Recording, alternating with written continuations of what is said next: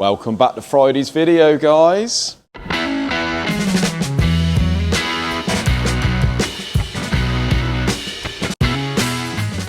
Right, I don't know whether I've showed you this before. It's a bit of equipment that has come in very handy in the past and still does now. It's the old Amco disc and drum lathe.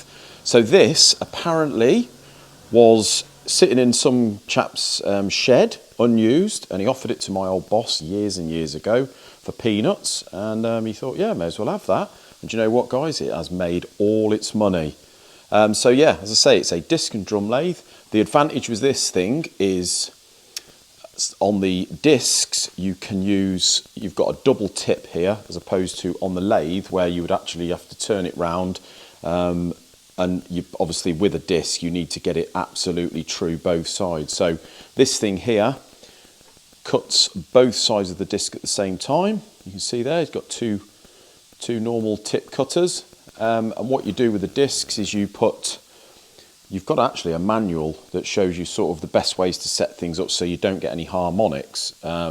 Depending on how you set it up, you can get ringing through the disc, and that causes chatter. So you have various size sort of parallels, if you like, or clamps, and what you do is you sort of clamp it this side on the inside of the disc, and inside there we've got a big spring and a cone like one of these. You find a cone that sort of fits the inside of the disc where it fits over on the hub, and that centralizes it, and then you have another one on the back, and then a left hand nut that goes on there. You just literally nip it up. You've got the on switch here, look, to turn it.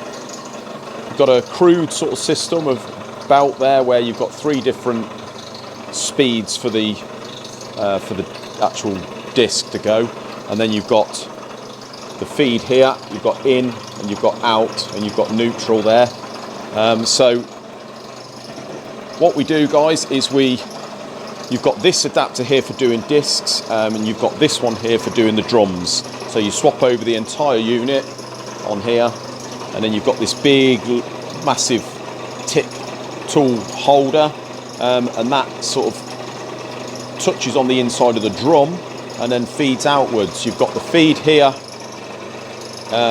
in and out for when you do the drums, or you've got a lock nut here which holds it for you to do the discs, and that is the feed for the disc cutters. So if I just take this disc off, you can see I've done that one. I'll show you exactly what's inside and how to set up another disc. So I'm going to try and do this one-handed. You can see there, guys, where the inside of that parallel there, you've got a spring that sits behind that cone, and that does tend to take the harmonic out. So we load the disc on this way, you set it on the cone like so, and then we put the other one on there, just making sure that it sits nice and smooth. I'm just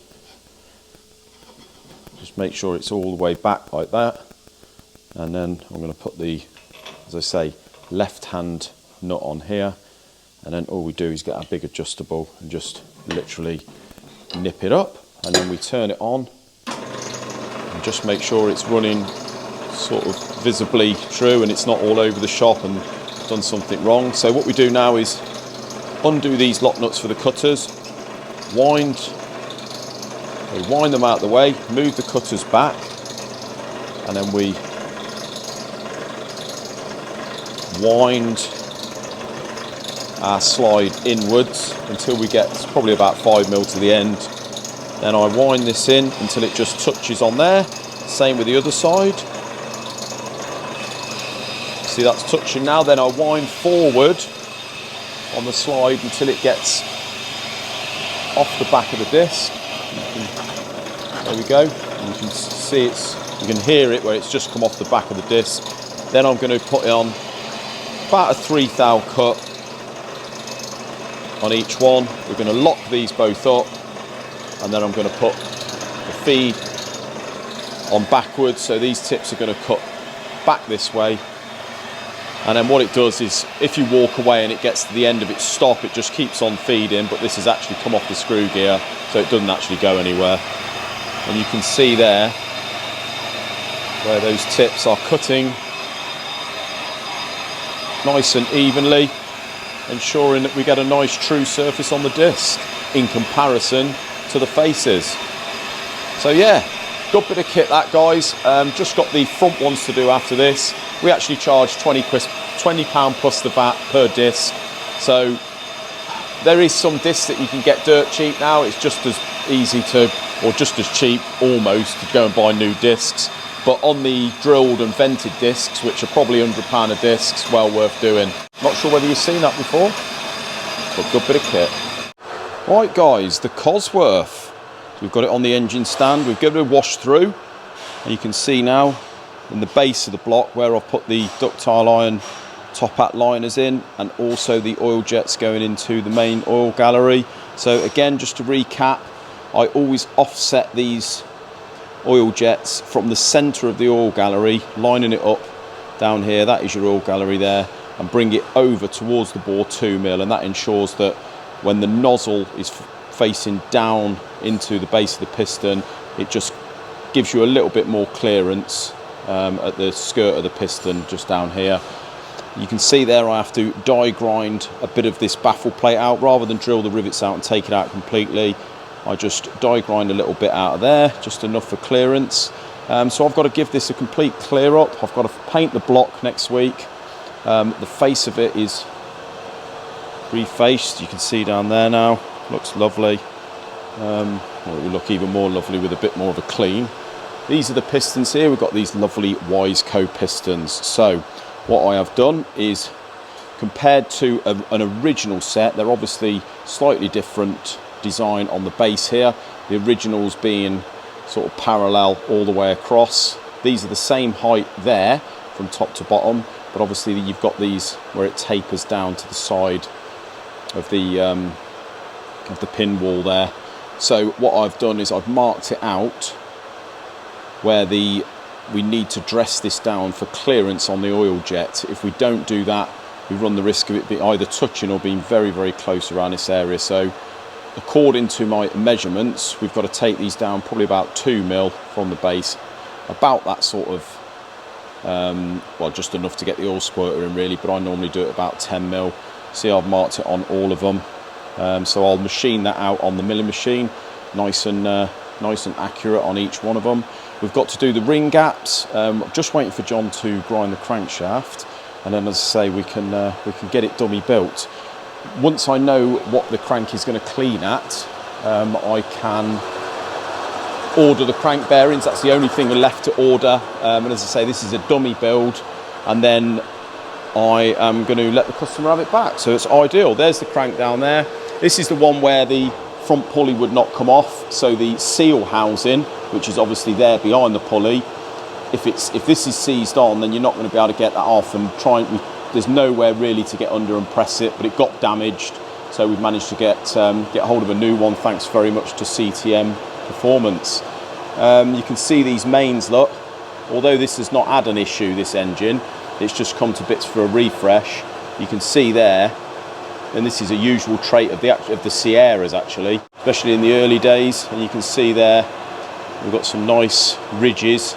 You can see in the middle where the bearing obviously has got the groove down the middle, where it's wearing into the crank either side. So you probably find that the crank bearings on this were down to the copper backing, and in not too distant future you'd probably do a main or a big end. So looks like they saved the crank in good time. Obviously it's not going to be a polish, it's going to be a grind, but hopefully if this is standard it will clean at 0.25 on both the mains and the big ends. So that'll be ideal. The L200 that we had by the door on the engine stand, Isaac has managed to strip that yesterday afternoon. This is the crankshaft out of it. You can see the watermarks on it because John's just washed it, but he's given it a good polish and measure, and that is absolutely bang on that crank. So I've ordered a standard set of crank bearings.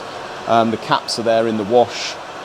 Isaac's just cleaning it all up, and I have deglazed the bore. When I say deglazed, I have removed about 1/4 thou out of the bores, so it's not just a deglaze, it's a slight hone. The bores did actually measure perfectly on size, but we can afford to go plus 1/2 thou on something like this. So I've honed it out, faced the block, took about 5 thou off the block face, So I've ordered a second notch gasket. They come in different thicknesses, 3 different thicknesses. The first one being standard, second one probably about 6 thou, and the third one's probably about 10 to 12 thou usually. We've took 5 thou off this block, so we've ordered the second gasket, and I'm probably just going to whip a tiny little bit off the top of the pistons anyway, just to be on the safe side. Measured all the big end bearing housings, and yeah, this is a sort of just put the crank rods, pistons in, etc., guys. So nice little easy job. I'm going to give this a sort of whiz over with the wire wheel and give it a little lick of paint, and then hopefully this engine will be good for about another 180,000 miles. I think it's done, and it's for a viewer of the channel, Don, so thank you very much for your custom, Don. Always a pleasure. So we've been banging through the cylinder heads, guys. You can see, done quite a few heads. John's been off yesterday, had to go up to London, so he didn't turn up till about 10:30 this morning. Absolutely knackered. Not surprising at 71 years of age, bless him. But yeah, I've been ploughing through the heads. We've had loads of head skims actually lately, which is a bit strange from garages. We sort of, they dribble in usually, but this week it's been manic. So we've got a little John Deere here, which we've got to put new stem seals on, give it a lick over. The trusty 1.9 PD head off the Volkswagens. Now these things are really good. They do massive miles compared to some of the modern diesels, these things. But if any of you know anything about these PD 1.9 cylinder heads, they're absolutely fine.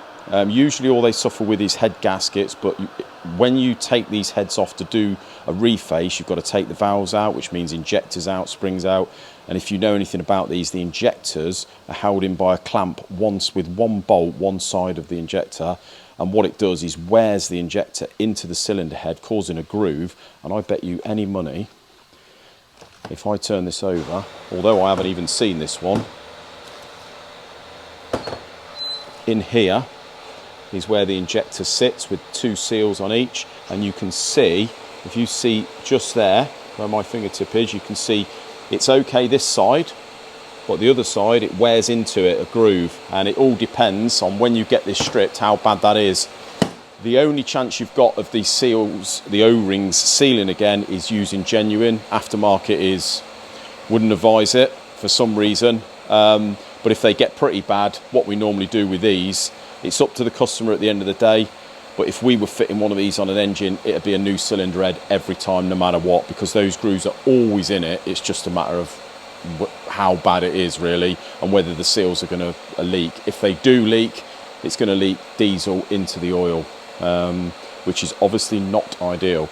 They also suffer with really bad cam wear on the lobes. We've had them before where they just wear the lobes off the cams.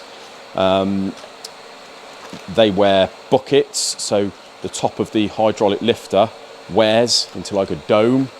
Yeah, very unusual, and it's one of the only cylinder heads that does it. But as I say, they never really give issues until you have to take them off, and then you can't really put them back. So we generally just put new ones on, or at least advise to the customer. If it's a garage, go away, speak to your customer and say, look, it is just really a head gasket job, but just bear in mind, we do advise that you put a new cylinder head on it. There he is, look, standing next to his V6 3-litre diesel Land Rover, as if he's proud of building it. Nearly there. Getting there, yeah. No cam belt on the front, no. But there's a reason for that. Yeah, so we need a timing kit really, don't we? We've ordered a timing kit. Yeah. So bear in mind, this is the first one of these that we've actually put together. Although we've done bits and bobs and heads and what have you, we haven't actually put an engine together before. Isaac's got the heads on. If you've watched our last video, I sort of briefly explained how many chains and belts this thing's got on. So we've got a belt at the back which drives the high pressure fuel pump. We've got chains, which is, I think it comes from it's an idea from Volkswagen, originally. It's a bit of a so the chains, corner cutting idea, isn't it, really? Yeah, one chain drives the other off the cam, one cam drives the other cam off a chain, and there's one on the back of that one, and then you've got one belt pulley on each head that's driven off the crank, and that is what turns the lot. So we've timed these up, or Isaac has. So it's quite easy. You just got them marks and the dark links there. So you've got Get them in line. two little marks on the cam and the dark links on the chain. You can Yet see to them. pull the tensioner yet, but You keep that in. yeah. So what you do, we've got the old keyless pulley on the bottom with no timing marks on, which is perfect. Yeah. And then apparently we've had to get the customer to bring the flywheel in because you've got a series of holes, and it's TDC number 1. Land Rover used number 1 at the front, the nearest to the front, which is sensible. Some people use it at the back, which is idiotic.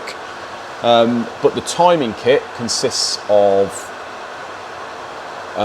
it's got a pin which goes into here, which I'm guessing is the crank sensor hole? Probably. No, the crank sensor is right on the back. It's got one of these weird magnetic rings. Oh, okay.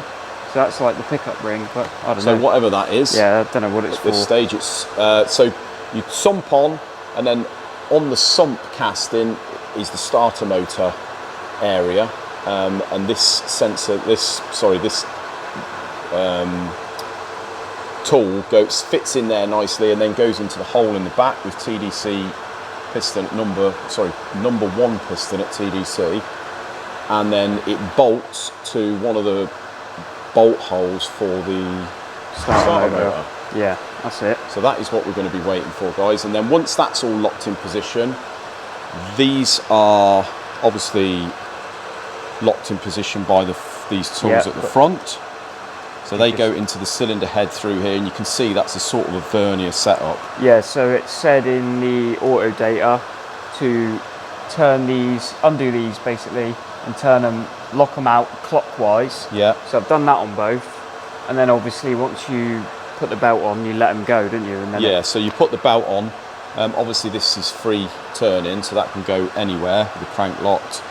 I expect you probably slacken these off, tension it up, so it all moves into place. Yeah.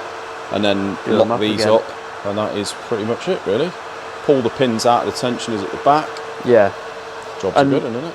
I suppose there'll probably be people who say, oh, why don't you use a DTI to get number 1 TDC? But the thing is, you don't know, with that flywheel hole, you don't know if that is bang on TDC, do you? Well, that's another thing, isn't it? Because when we were looking at the flywheel originally, you've got a series of holes around the outside, which obviously because it's an auto, you've got the, what do they call it? Torque converter will bolt into these holes. Vicious fan. Yeah, yeah. As I kept reading it earlier. Oh, really? Is that what they said, is it? Vicious. That's what I thought. And then you've got a hole here, which you would think is what the tool would go into, which we thought, but we've stuck something down the hole on top of the piston to get TDC. Yeah.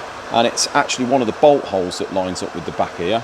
So that is confusing, isn't it? Yeah, a bit weird. What that hole is for, I do not know. No idea. If anyone watching can tell us, you Land Rover experts. But yeah, that's all we're waiting for. We've got the timing belt, so as soon as that kit arrives, it'll be done, won't it, really? Yeah, yeah. Just got to put all the covers on and stuff, and that's it. Ideal. So the L200, as I say, the block's all done. We've just got to clean that, give it a lick of paint. Got a set of rings come in. They're the old bearings, which look really good, but Isaac said that was it the mains that... It was the big ends, they sort of lost tension a little bit. They've just fallen out of the caps. Right, yeah, so usually what that means is if they've lost tension, it means that they've been hammering up and down for God knows how many miles, and they've just... You probably find if you've measured them, they don't measure right anyway. Probably not. But so although they look nice, it's a new set of crank bearings throughout. That's it, isn't it? Yeah. Short motor together. Job done. So guys, that is almost it for today's video.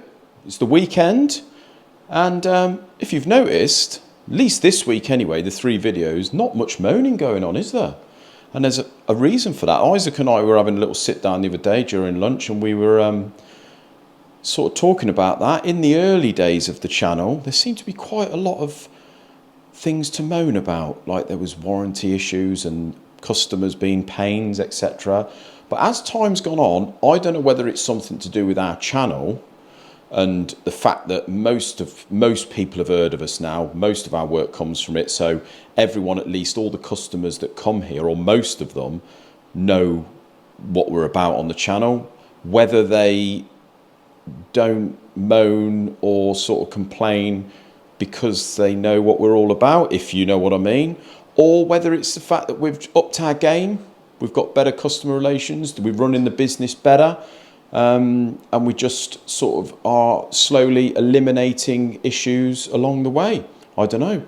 You've been watching, guys. Let us know what you think. What is the reason for that? It'd be nice to have something to moan about now and again, but it ain't very often at the moment. So yeah, let me know whether you think the channel is changing and we're changing as a business from when we started.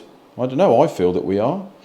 But anyway, thank you very much for watching. We will see you next week. Have a great weekend. Cheers, guys.